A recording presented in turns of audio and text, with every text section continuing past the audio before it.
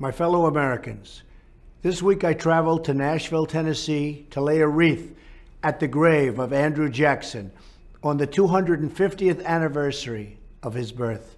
Jackson was an American hero, first as a brilliant general whose crushing defeat of the British at New Orleans saved our independence in the War of 1812, and later as the 7th President of the United States, when he fought to defend the forgotten men and women from the arrogant elite of his day. Does it sound familiar? The memory of his leadership lives on in our people, and his spirit points us to a better future. This week, I also traveled to the Willow Run plant in Michigan. At that facility during the Second World War, the Ford Motor Company built not cars, but entire airplanes. At one point, workers there produced a complete B-24 Liberator every single hour. Hard to believe. Today on that site is a new facility where the cutting-edge cars of the future will be tested. And this week, the old plant was filled once again with thousands of workers and engineers. I was there to share the good news for the American auto industry. We announced we'll be reversing an 11th hour executive action from the previous administration that was threatening thousands of auto jobs in Michigan and across America. And I mean threatening. It was very, very sad to see.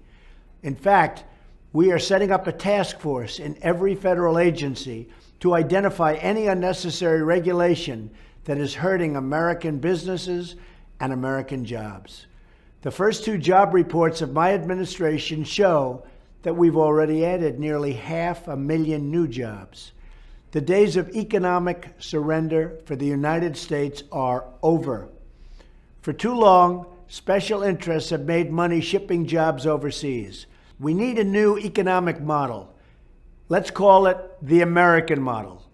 Under this model, we will lower the burden on American business, but in exchange, they must hire and grow America and American jobs. This will be a win-win for our companies and for our workers. Let's buy American and hire American. Let's create jobs in America. Let's imagine new industries. And let's build a beautiful future together. Among the workers building B-24 bombers at the Willow Run plant during World War II was one tough lady. You might have heard her. They called her Rosie the Riveter. And when Rosie's country called her, she answered the call. Rosie was famous for her toughness and her strength, and for the words that were emblazoned above her famous image. It said very simply, "We can do it." If Americans unite and find again within our nation the soul of Rosie and the spirit of Jackson, I have no doubt that we can do it, and do it like never before. Thank you. Enjoy your week.